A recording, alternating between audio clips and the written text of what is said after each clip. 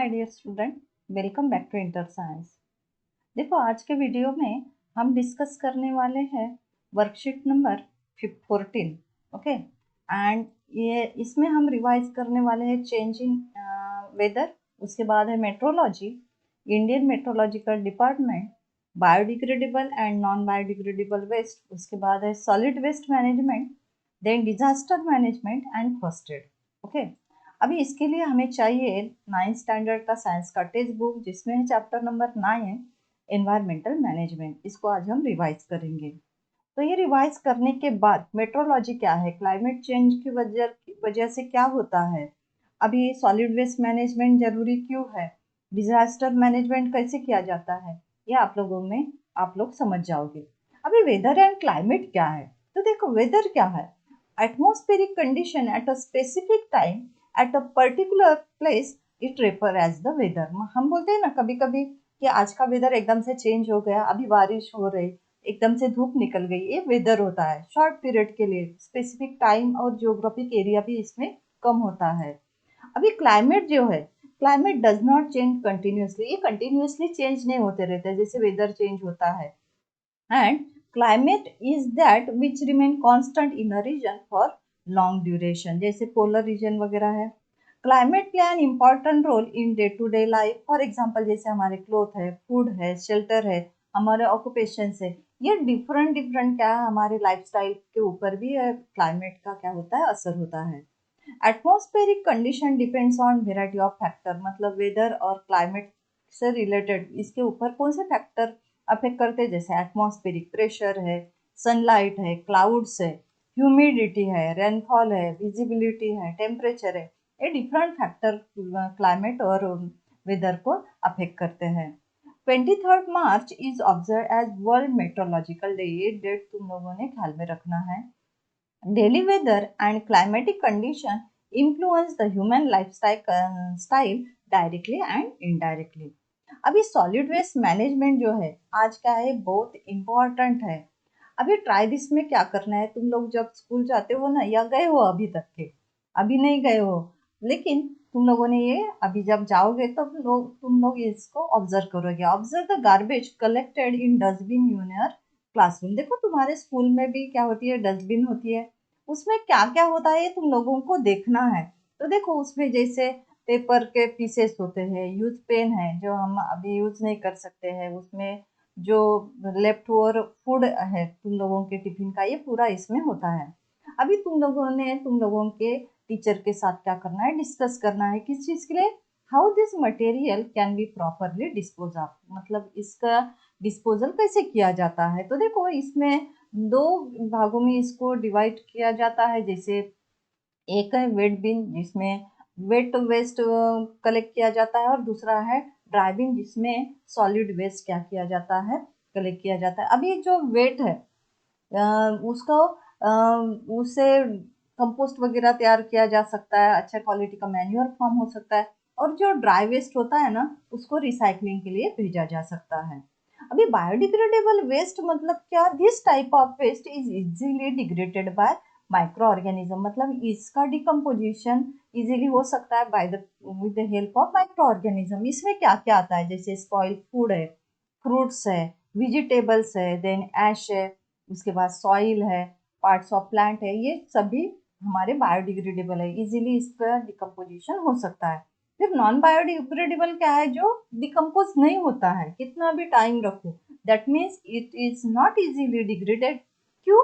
Because it require long period of time.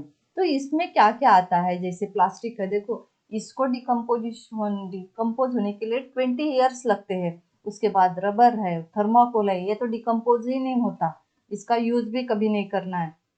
Glasses है, उसके बाद सिंथेटिक मटेरियल है, हमारा फर्नीचर है जो वुड का हो सकता है, मेटल का, प्लास्टिक का हो सकता है, मतलब ये नॉन बायोडिग्रेडेबल वेस्ट है।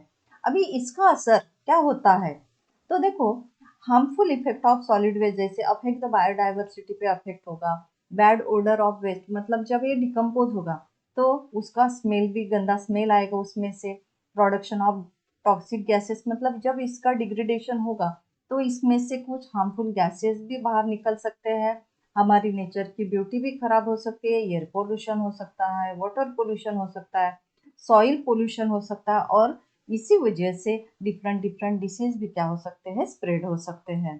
तो इसकी वजह से सॉलिड वेस्ट मैनेजमेंट करना क्या है, बहुत इंपॉर्टेंट है। तो क्यों? तो for preventing the environmental pollution and keep our surrounding clean, हमें हमारा सराउंडिंग क्लीन रखना है, तो सॉलिड वेस्ट मैनेजमेंट क्या है, बहुत इंपॉर्टेंट है।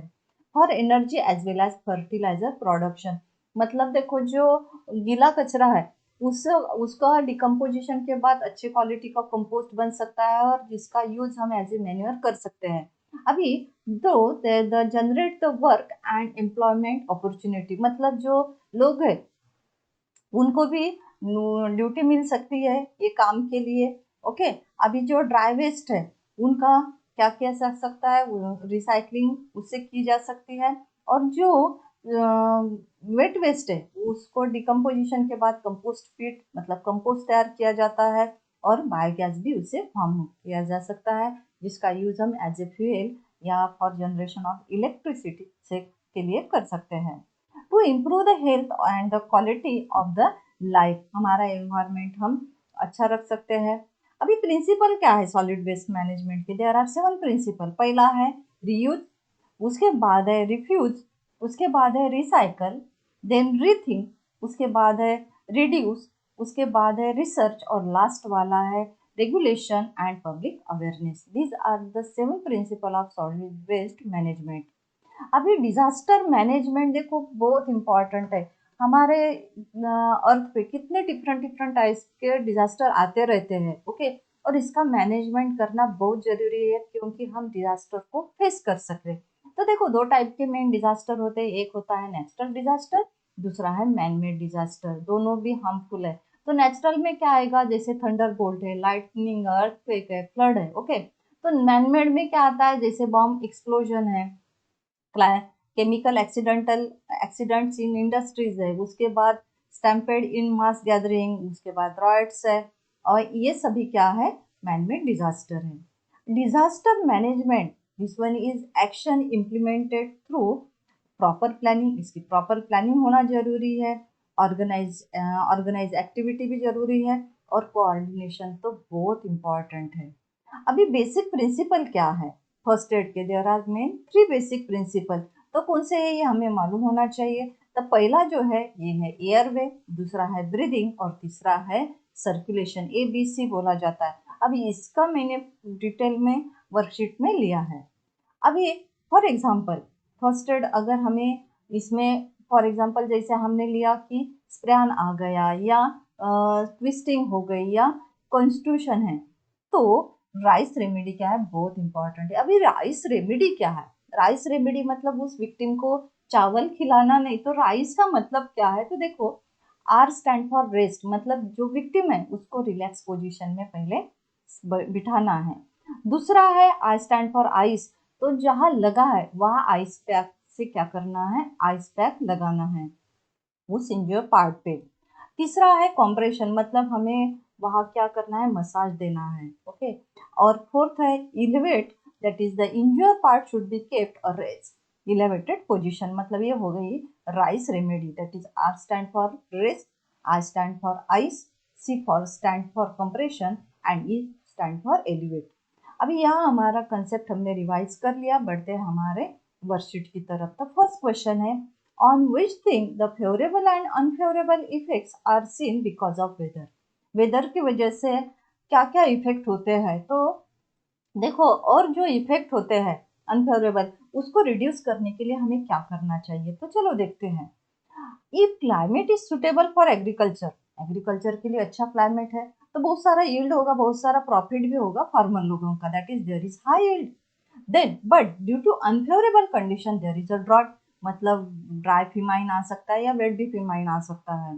Then most harmful consequences of climate change in increase the natural calamities, उसके बाद है चेंजिंग द टेम्परेचर आज कॉजिंग द ग्लोबल वार्मिंग, ये इसका इफेक्ट बैड इफेक्ट हमारे एनवायरनमेंट पे हो सकता है।